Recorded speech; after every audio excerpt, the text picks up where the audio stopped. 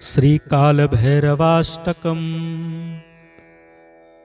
देवराज्यसेव्यमानपावनाङ्घ्रिपङ्कजं व्यालयज्ञसूत्रमिन्दुशेखरं कृपाकरं नारदादियोगिवृन्दवन्दितं दिगम्बरं काशिकापुराधिनाथकालभैरवं भजे।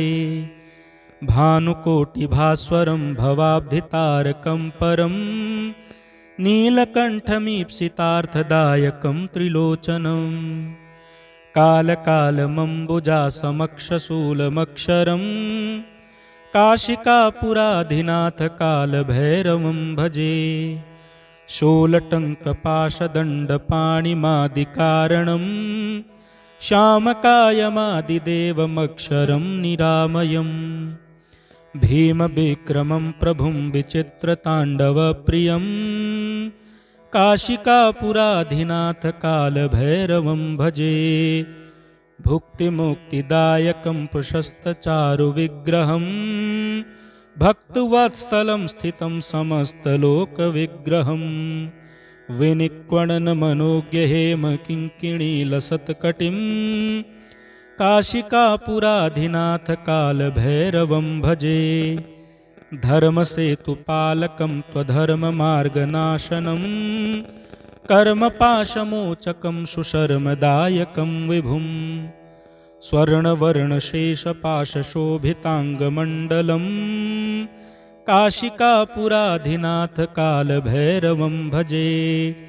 रत्नपादुकाप्रभाभिरामपादयुग्मकं नित्यमद्वितीयमिष्टदैवतं निरञ्जनं मृत्युदर्पनाशनं करालदंष्ट्रमोक्षणं काशिकापुराधिनाथकालभैरवं भजे।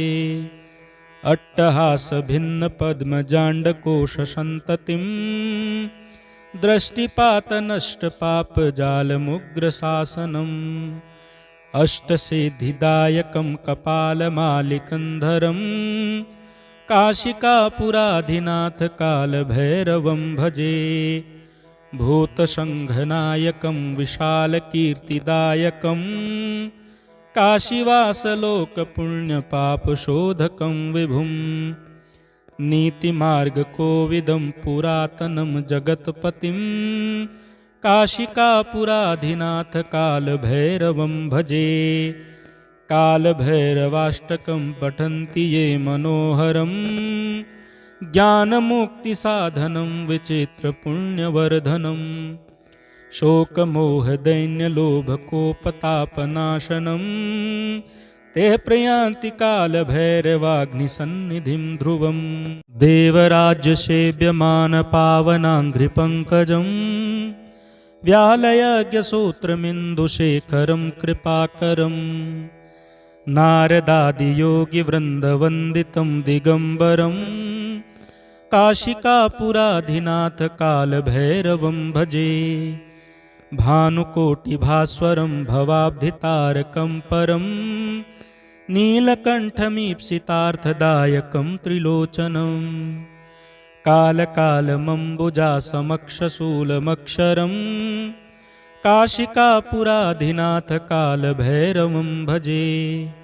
शूलटङ्कपाशदण्डपाणिमादिकारणं श्यामकायमादिदेवमक्षरं निरामयम् भीमविक्रमं प्रभुं विचित्रताण्डवप्रियं काशिकापुराधिनाथकालभैरवं भजे। भुक्तिमुक्तिदायकं प्रशस्तचारुविग्रहं भक्तवत्सलं स्थितं समस्तलोकविग्रहं विनिक्वणनमनोज्ञहेमकिङ्किणीलसत्कटिं काशिकापुराधिनाथकालभैरवं भजे।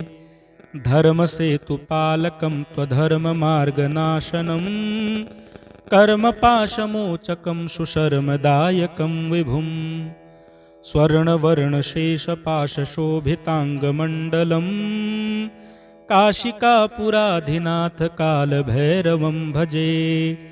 रत्नपादुकाप्रभाभिरामपादयुग्मकं नित्यमद्वितीयमिष्टदैवतं निरञ्जनं मृत्युदर्पनाशनं करालदंष्ट्रमोक्षणं काशिकापुराधिनाथकालभैरवं भजे। अट्टहासभिन्नपद्मजाण्डकोशसन्ततिं दृष्टिपातनष्टपापजालमुग्रशासनम् अष्टसिद्धिदायकं कपालमालिकन्धरं काशिकापुराधिनाथकालभैरवं भजे। भूतसङ्घनायकं विशालकीर्तिदायकं काशीवासलोकपुण्यपापशोधकं विभुं नीतिमार्गकोविदं पुरातनं जगत्पतिं काशिकापुराधिनाथकालभैरवं भजे। कालभैरवाष्टकं पठन्ति ये मनोहरं ज्ञानमुक्तिसाधनं विचित्रपुण्यवर्धनं शोकमोहदैन्यलोभकोपतापनाशनं ते प्रयान्ति कालभैरवाग्निसन्निधिं ध्रुवं। देवराज्यसेव्यमानपावनाङ्घ्रिपङ्कजं व्यालयज्ञसूत्रमिन्दुशेखरं कृपाकरं नारदादियोगिवृन्दवन्दितं दिगम्बरं काशिकापुराधिनाथकालभैरवं भजे। भानुकोटिभास्वरं भवाब्धितारकं परं नीलकण्ठमीप्सितार्थदायकं त्रिलोचनं कालकालमम्बुजासमक्षशूलमक्षरं काशिकापुराधिनाथकालभैरवं भजे। शूलटङ्कपाशदण्डपाणिमादिकारणं श्यामकायमादिदेवमक्षरं निरामयम् भीमविक्रमं प्रभुं विचित्रताण्डवप्रियं काशिकापुराधिनाथकालभैरवं भजे। भुक्तिमुक्तिदायकं प्रशस्तचारुविग्रहं भक्तवत्सलं स्थितं समस्तलोकविग्रहं विनिक्वणनमनोज्ञहेमकिङ्किणीलसत्कटिं काशिकापुराधिनाथकालभैरवं भजे। धर्मसेतुपालकं त्वधर्ममार्गनाशनं कर्मपाशमोचकं सुशर्मदायकं विभुं स्वर्णवर्णशेषपाशशोभिताङ्गमण्डलं काशिकापुराधिनाथकालभैरवं भजे।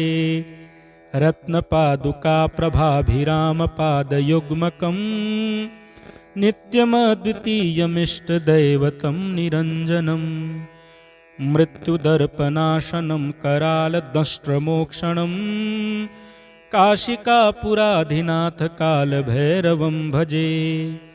अट्टहासभिन्नपद्मजाण्डकोशसन्ततिं दृष्टिपातनष्टपापजालमुग्रशासनम् अष्टसिद्धिदायकं कपालमालिकन्धरं काशिकापुराधिनाथकालभैरवं भजे। भूतसङ्घनायकं विशालकीर्तिदायकं काशीवासलोकपुण्यपापशोधकं विभुं नीतिमार्गकोविदं पुरातनं जगत्पतिं काशिकापुराधिनाथकालभैरवं भजे। कालभैरवाष्टकं पठन्ति ये मनोहरं ज्ञानमुक्तिसाधनं विचित्रपुण्यवर्धनं शोकमोहदैन्यलोभकोपतापनाशनं ते प्रयान्ति कालभैरवाग्निसन्निधिं ध्रुवं। देवराज्यसेव्यमानपावनाङ्घ्रिपङ्कजं व्यालयज्ञसूत्रमिन्दुशेखरं कृपाकरं नारदादियोगिवृन्दवन्दितं दिगम्बरं काशिकापुराधिनाथकालभैरवं भजे। भानुकोटिभास्वरं भवाब्धितारकं परं नीलकण्ठमीप्सितार्थदायकं त्रिलोचनं कालकालमम्बुजासमक्षशूलमक्षरं काशिकापुराधिनाथ कालभैरवं भजे। शूलटङ्कपाशदण्डपाणिमादिकारणं श्यामकायमादिदेवमक्षरं निरामयम्। भीमविक्रमं प्रभुं विचित्रताण्डवप्रियं काशिकापुराधिनाथ कालभैरवं भजे। भुक्तिमुक्तिदायकं प्रशस्तचारुविग्रहं भक्तवत्सलं स्थितं समस्तलोकविग्रहं। विनिक्वणनमनोज्ञहेमकिङ्किणीलसत्कटिं काशिकापुराधिनाथ कालभैरवं भजे। धर्मसेतुपालकं त्वधर्ममार्गनाशनं कर्मपाशमोचकं सुशर्मदायकं विभुं। स्वर्णवर्णशेषपाशशोभिताङ्गमण्डलं काशिकापुराधिनाथ कालभैरवं भजे। रत्नपादुकाप्रभाभिरामपादयुग्मकं नित्यमद्वितीयमिष्टदैवतं निरञ्जनं। मृत्युदर्पनाशनं करालदंष्ट्रमोक्षणं काशिकापुराधिनाथ कालभैरवं भजे। अट्टहासभिन्नपद्मजाण्डकोशसन्ततिं दृष्टिपातनष्टपापजालमुग्रशासनम्। अष्टसिद्धिदायकं कपालमालिकन्धरं काशिकापुराधिनाथ कालभैरवं भजे। भूतसङ्घनायकं विशालकीर्तिदायकं काशीवासलोकपुण्यपापशोधकं विभुं। नीतिमार्गकोविदं पुरातनं जगत्पतिं काशिकापुराधिनाथ कालभैरवं भजे।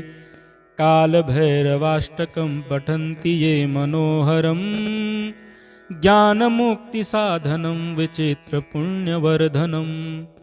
शोकमोहदैन्यलोभकोपतापनाशनं ते प्रयान्ति कालभैरवाग्निसन्निधिं ध्रुवम्। देवराज्यसेव्यमानपावनाङ्घ्रिपङ्कजं व्यालयज्ञसूत्रमिन्दुशेखरं कृपाकरं। नारदादियोगिवृन्दवन्दितं दिगम्बरं काशिकापुराधिनाथ कालभैरवं भजे। भानुकोटिभास्वरं भवाब्धितारकं परं नीलकण्ठमीप्सितार्थदायकं त्रिलोचनं। कालकालमम्बुजासमक्षशूलमक्षरं काशिकापुराधिनाथ कालभैरवं भजे। शूलटङ्कपाशदण्डपाणिमादिकारणं श्यामकायमादिदेवमक्षरं निरामयम्। भीमविक्रमं प्रभुं विचित्रताण्डवप्रियं काशिकापुराधिनाथ कालभैरवं भजे। भुक्तिमुक्तिदायकं प्रशस्तचारुविग्रहं भक्तवत्सलं स्थितं समस्तलोकविग्रहं। विनिक्वणनमनोज्ञहेमकिङ्किणीलसत्कटिं काशिकापुराधिनाथ कालभैरवं भजे। धर्मसेतुपालकं त्वधर्ममार्गनाशनं कर्मपाशमोचकं सुशर्मदायकं विभुं। स्वर्णवर्णशेषपाशशोभिताङ्गमण्डलं काशिकापुराधिनाथ कालभैरवं भजे। रत्नपादुकाप्रभाभिरामपादयुग्मकं नित्यमद्वितीयमिष्टदैवतं निरञ्जनं। मृत्युदर्पनाशनं करालदंष्ट्रमोक्षणं काशिकापुराधिनाथ कालभैरवं भजे। अट्टहासभिन्नपद्मजाण्डकोशसन्ततिं दृष्टिपातनष्टपापजालमुग्रशासनम्। अष्टसिद्धिदायकं कपालमालिकन्धरं काशिकापुराधिनाथ कालभैरवं भजे।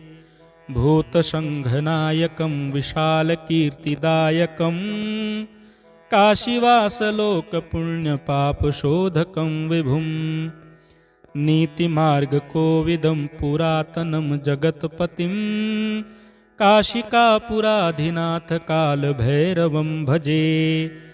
कालभैरवाष्टकं पठन्ति ये मनोहरं ज्ञानमुक्तिसाधनं विचित्रपुण्यवर्धनं शोकमोहदैन्यलोभकोपतापनाशनं ते प्रयान्ति कालभैरवाग्निसन्निधिं ध्रुवम्।